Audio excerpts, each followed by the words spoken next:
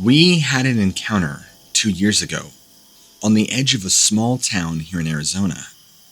I was coming home from work one night and saw something shaped like a large man, only very large, standing in the shadows across my driveway. But it looked disgusting, like I could see bits of flesh and bone, even. It didn't look right. At first, I thought it was just a large somebody who had lost their way, but as I drove closer, even though there were streetlights, I could see this was no man.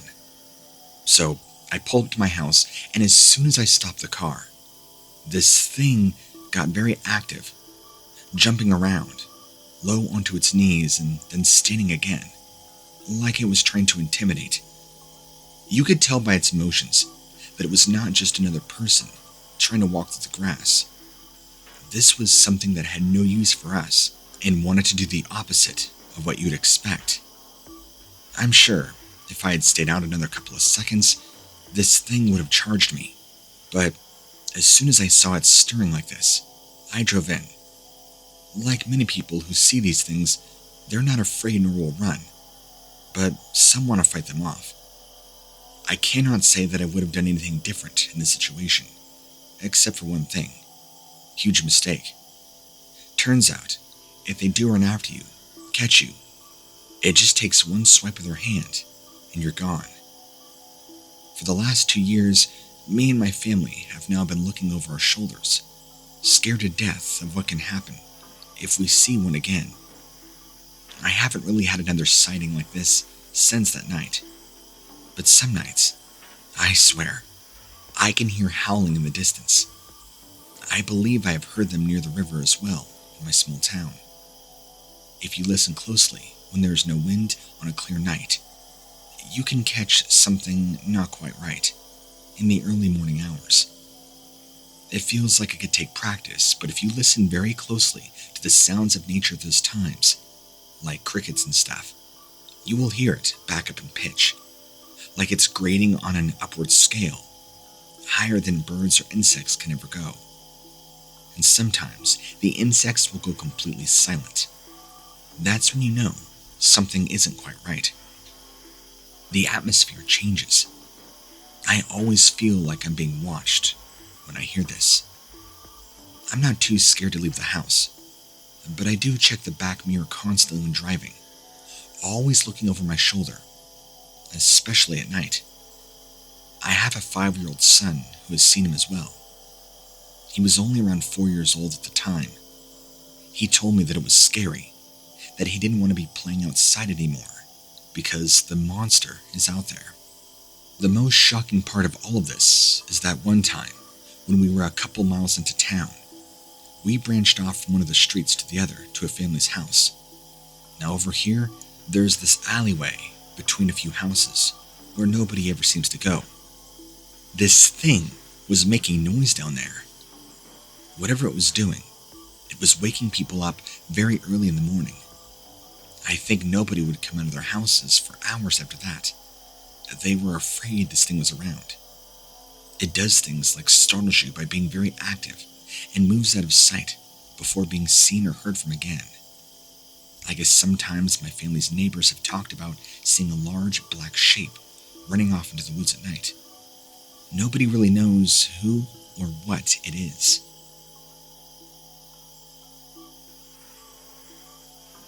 Hey, I was reading your stories, and I wanted to share this one.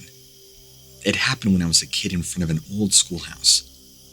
The place had been abandoned for quite some time, and my friends and I were out playing that day.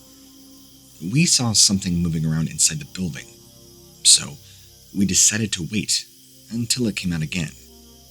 A few minutes later, something moved in front of the window.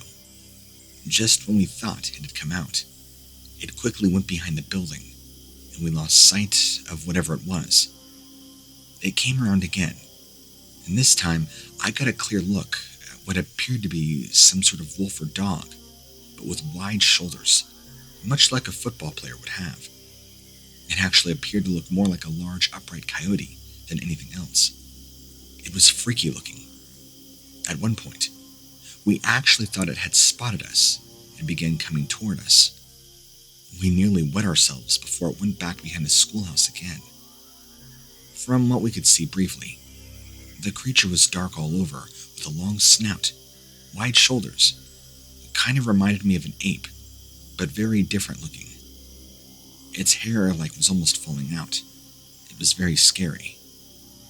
We never talked about it with our parents, but as we got older, we would sometimes bring it up. Knowing all the things I do now, I really do wonder if it was a skinwalker. I had another friend growing up who actually just very recently shared with me his experience, which he granted me full permission to share with you. The similarities between what he saw and I did are striking. Here's his story. I was about 12 years old, and I had just gotten home after walking back from a friend's house. My friend lived next to an open lot with several trees in it. It also had a small creek that ran along one side of the property border, going into a big river that cut through the center of town. To be honest, I never felt comfortable there going by myself. You could often hear strange noises coming from over there at night, and it gave me the creeps. Plus, I'm pretty sure I've seen some pretty sketchy homeless people. Can't be too safe. Anyway, I was walking to my house and passed by that open lot when I noticed a figure moving between some trees. It moved quickly from one to another, as if it were pacing back and forth. Just then, my dog gets spooked and starts howling at the top of his lungs, trying to jump out of my arms. He somehow slips from my tight grip, takes off running down the street in a panic, away from whatever the figure was. I start yelling at him to come back, but he wouldn't listen. The next thing I know is that something starts moving toward me between two trees. It's headed right for me. I froze, and before I could even think about turning around to run, I saw it. In the darkness between those two trees, I caught a glimpse of an upright animal-like figure with long black hair, golden, staring eyes. It was like looking into death, honestly. It reminded me of a dead, rotting coyote. Gross. You could visibly see flesh missing from its face and head, and the stench was horrendous. I didn't waste a second. I turned and ran as fast as I could away from the thing, without ever looking back. This thing, though, moved incredibly swiftly for whatever it was. I luckily escaped. A few days after, I'd asked my neighbor about it. She said that the same thing had happened to her a few months earlier. She described it as the same thing that I had seen. I don't know what they are, but now I'm curious to find out if there were any other incidents like what I saw that night. Maybe there are more stories out there. The incident that happened to my friend is very real and similar to the one I had as a kid. It really makes me wonder what sort of horrible creature I witnessed that day.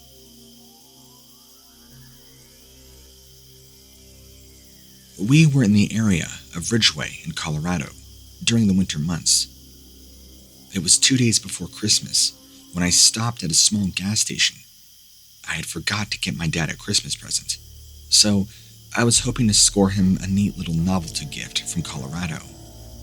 When I was done, I decided that I wanted to go home the long way, instead of taking the highway back up north where I live. I went towards that direction and got on 90 to head back. There's a small town called Crawford, not too far from there, I believe. The road takes you through this little valley, which has nothing on either side of it, but ranges at high elevation and hills all around. Not to mention mountain-type hills, just like big, small rolling hills. My friend was in the passenger seat. We're talking about random stuff, when she happened to look out the back window. She said she saw something in the rearview mirror. She sees behind the car and says, "What's that?" I look over my shoulder to see this big black dog running alongside the car that has made its way from behind the vehicle. I slow down, and so does this thing.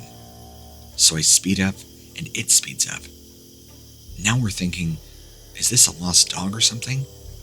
But then I get a better view as it stands up on two legs and violently tries ripping the door off our vehicle. I speed up again, and it jumps down. But I don't think we got away that easily. The look on this thing was demonic. Red eyes and a black muzzle. Kind of like a horse's face. Very elongated. More so than any other regular dog. This was like an animal from hell. It didn't just have black skin. The fur was black, but the parts of skin appeared to be grayish. We were both shocked. Didn't know what to do, really. So we just kept driving, looking out the back window to see if it was still behind us.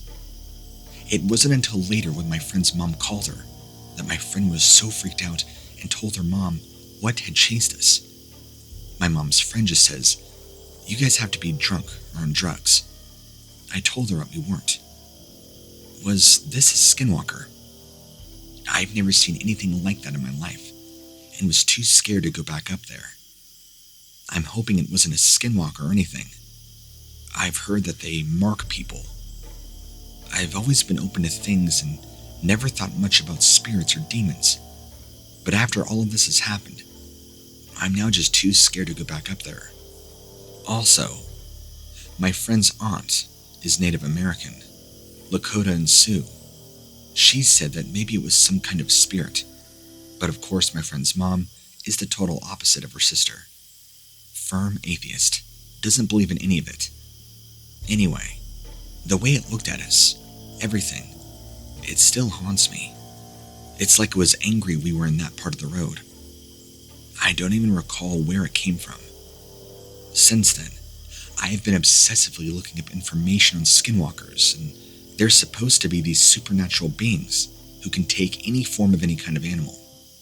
Help me as I search for answers.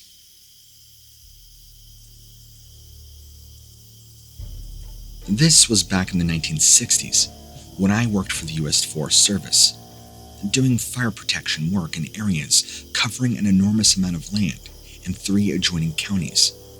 At the time, these had the highest number of forest fires per year than any part of the country at the time. If this happened today, they would have been called wildfires for sure, and it would probably be a terrorist act against our forest by some crazed lunatic who hates trees. Okay, maybe that's being a little overdramatic, but I think you get the idea. One day, when I was about 20 years old, I went out on patrol duty up one side of a mountain and down the other, keeping a check on some crews that were building fire breaks. It was hot and dry like it normally is in northern Arizona, out here in July and August when wildfire season is at its peak. I had just finished my lunch, and I heard a loud howling coming up from behind me, where there was a cliff about 40 feet up, with a rock slide at its base. This was way back before they built any picnic areas, or even paved roads up there. Nobody else knew it was there. There hadn't been any elk herd around for several years due to overhunting at this point, by everybody who wanted deer, just due to the severe lack of rain we had been experiencing. Since this encounter happened almost 50 years ago now, I can't remember what time of the day it was exactly, but at first, I thought it might be some kids from Flagstaff, maybe having a good time, playing games and romancing one another in the wilderness they had found up there. But when I heard this loud howling during this dry season, without any elk around to attract them, it just didn't seem right. So I took my .38 caliber revolver out of its holster, began walking toward where these strange sounds seemed to be coming from, as fast as I could. The unusual thing about this sound is that it did not seem like any animal sound. Rather, it appeared more human. As soon as I got there, my worst fear was confirmed. A full-grown man wearing animal skins was standing on top of that rock slide. The only ones wearing animal skins at the time that I was aware of were the Navajo, who lived in the area to the north near Lava Shell Dam, 15 miles away from this location. There were no Navajos working for the U.S. Forest Service back then or living anywhere near this mountain. I slowly walked away from him when he began making grunting noises and angry growling sounds like a bear would do when it's trying to intimidate somebody defending its territory. He quickly seemed to disappear from the cliff, and I was not going to stick around after that. Later on, I got in my Jeep and drove off to Flagstaff, where I told a friend about what had happened. He knew all about these guys because they had been terrorizing the locals, killing cattle, or just mutilating them by taking out their organs and taking off their flesh. The Navajos, from what I was aware, called them Skinwalkers. Others would call them Shapeshifters, but they're just human beings who can change into animals and kill to satisfy their unquenchable bloodlust. When we went back up there with the sheriff's deputy from the county, we found some of the remains of an animal that had been half-eaten. It was lying on top of a rock slide with its head and neck completely removed from the rest of its body. That's all I'll share for now, but I've had so many disturbing experiences back in the day, it's not funny, and I've learned a lot. Maybe I'll sit down and share with you more from an old ranger like me. Thanks for reading.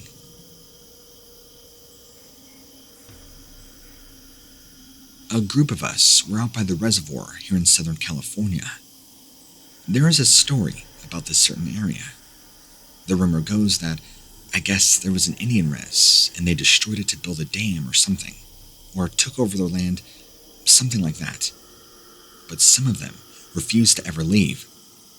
My grandfather told me he saw one years ago when he was just a little kid running around at night, being dared by his friends. But he didn't really believe it was true. After we had settled down for the night, there were coyotes howling. Then all of a sudden, more dogs joined in on the chorus. So my buddy Mike decided, hey, let's go see if we can see them. So we walk about 150 yards from our campsite, closer to the reservoir, and we're watching them. Mike sees a coyote turn around and look at us, then proceeds to stand fully erect on two legs. It looked straight at us, sprinting to the nearest tree and climbed right up, disappearing. We had heard the stories before about skinwalkers, but this time, I was convinced that they were there. We went back to camp and told our friends about what we saw next. Then, everybody's convinced there are skinwalkers around us. This one skinwalker must have been trying to blend in with the others. I'm not too sure how that works. We all slept with a gun right beside our pillows that night. The next morning, we had been awoken to the sounds of dogs howling again, except this time, they were much closer. I looked over at my friend Patrick, who was, at the time, out by the tent. He sat straight up in his sleeping bag, screaming, his eyes still tightly shut. I had to wake him up. He was having this violent nightmare. He later claimed that these skinwalker beings were trying to infiltrate his mind through nightmares. Take it what you will, but this was by far the most terrifying camping trip I've ever been on, and the closest I'd ever been to seeing and dealing with an actual skinwalker creature. Something I always thought was a myth and legend. Not anymore.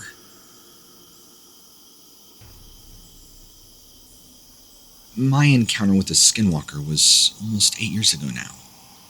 The details can be a little fuzzy now and then, but I'll do my best to give you a rundown. A friend of mine, who's not Native American, and I, Native American, were out in Utah on an excursion. We parked our truck at the end of a pretty empty dirt road and hiked out from there.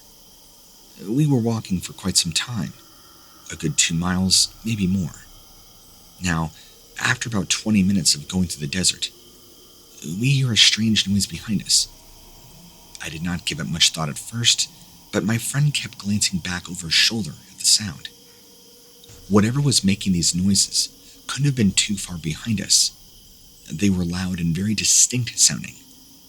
They sounded somewhat like a dog barking, but different. More eerie, I guess you could say. Another few minutes go by and we see something running on all fours, stand up on two legs before disappearing again. At first, my mind did not register what it was that I saw, so I looked at my friend to say something. He just turned around and booked it. My arms seemed to move faster than they ever had before, pumping with adrenaline and fear. We made it away from the thing and back to our truck. Later that night, we couldn't stop talking about what kind of being that thing was. We were sure we had encountered a skinwalker. The next day, we drove to a nearby Navajo reservation, asked around. The people there seemed nervous and uncomfortable to talk about it, but some of them told us, yes, they're real, and we had most certainly encountered one. They said if you see this thing, you should run, because the only really way to get away from them is by outrunning them. I don't know if that's true. The gentleman that told us this was very young. So, long story short, I haven't seen or heard any more of these strange happenings since then, but this experience has changed my life forever. It's also important to mention that even though I'm native, I'm actually adopted. Both my real parents passed away at birth, so I live in Northern California. I really have no connection or education on my native heritage, so I'm not really connected to my culture. But after this sighting, it's kind of made me re-spark an interest in Native American culture altogether.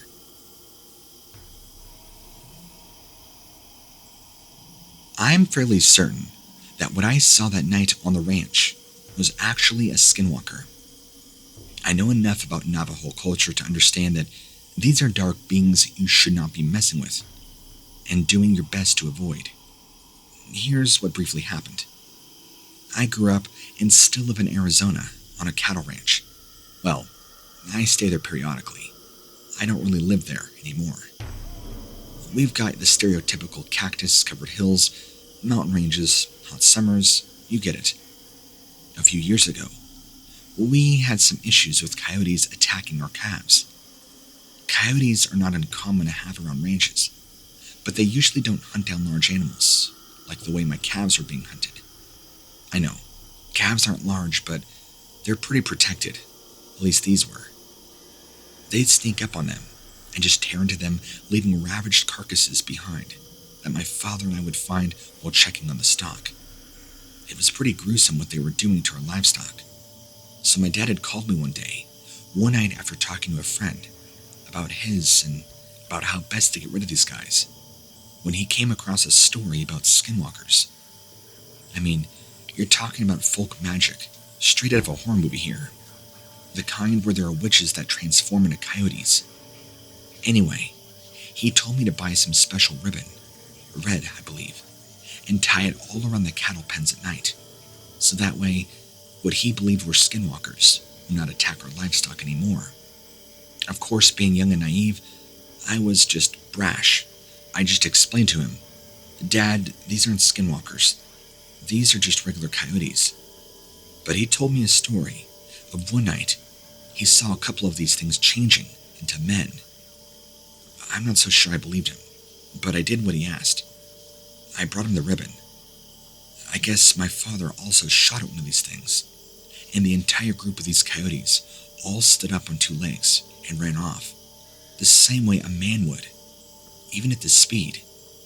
He firmly believes that these things were indeed a pack of hungry skinwalkers. Safe to say, I believe that ranch is cursed now, if not anything, especially after shooting at it.